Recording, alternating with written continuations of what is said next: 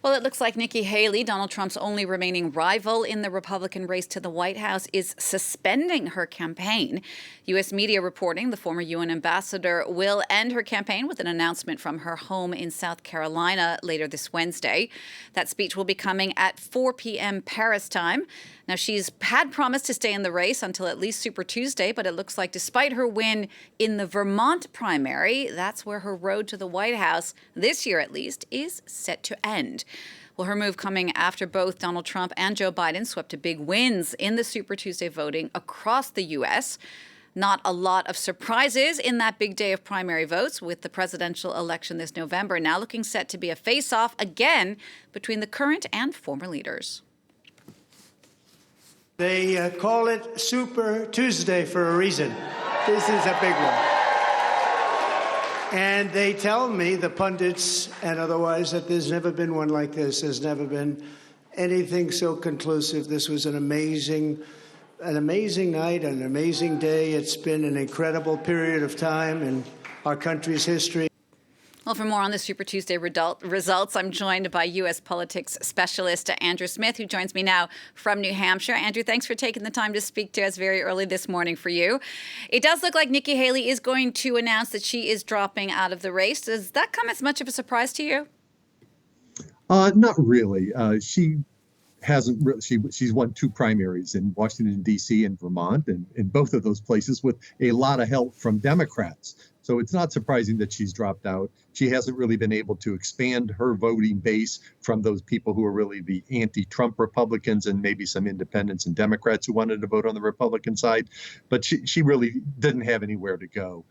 Frankly, she's been playing out a string, I think, and positioning herself for 2028 rather than being a serious candidate for 2024. Trump's really had this wrapped up since he won the New Hampshire primary.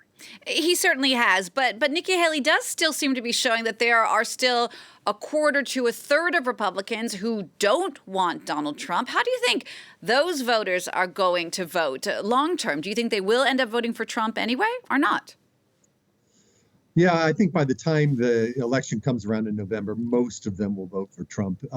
Political party attachment is one of the things that's really pretty astounding in the United States. We haven't had a new major political party since 1856 when the Republicans were created, and nobody has been able to really break that stranglehold that the two parties have had. Eventually, what Republicans are likely to do is to say, well, Donald Trump, we may not like him so much, but we like him less. Or we dislike him less than we dislike Joe Biden, and they'll end up voting for their own party. There will be some Republicans that are going to vote for maybe a third-party candidate, Robert Kennedy Jr. or whoever the No Labels group might put out, or they may stay home. But you're going to find very few Republicans who don't dislike Trump so much that they're going to vote for Biden. Do you think there's any chance Nikki Haley could run as an independent? There's always a chance, but I don't think she will. I mean, again, the political parties are very strong, very powerful once you've decided you're a member of that party, and especially if you've won elected office, as she has in South Carolina, and been part of a Republican administration, you're pretty much locked into that team. It would be a big change for her to go as an independent. It would largely mean that she would not have any chance of winning the presidency in the future. Now, this was a primary, of course, for Joe Biden as well. What do you read into how he did, particularly in regard to the so-called Gaza protest vote? Could that be a liability for Biden looking ahead to November?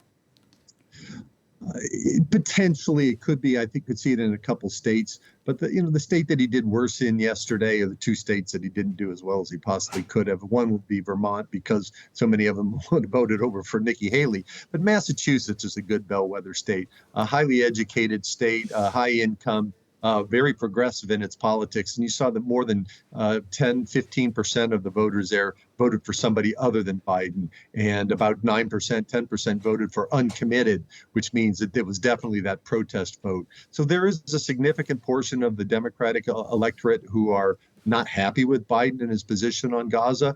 But again, I don't think too many of those folks are going to vote for Donald Trump in November. Some may stay home, which would be a problem for Biden in close states.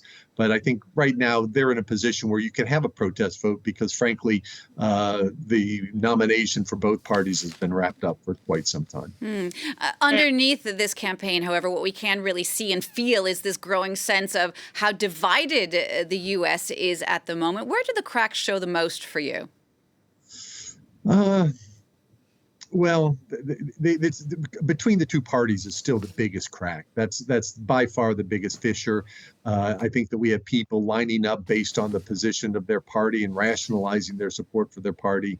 I think some of the fissures that you see within the parties probably larger on the Republican side. There are more people that are unhappy with Donald Trump as Republicans, and there are people who are unhappy with Joe Biden as a Democrat. But those fissures have been developing for quite some time, for at least 30 to 40 years.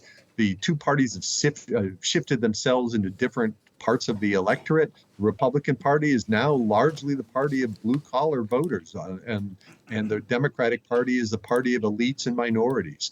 And those two groups have very different constituencies, very different issue group patterns, and they're rationalizing their support for their party's candidates right now. Just very briefly, this wasn't just a presidential primary. There were other races as well. Anything particularly of note?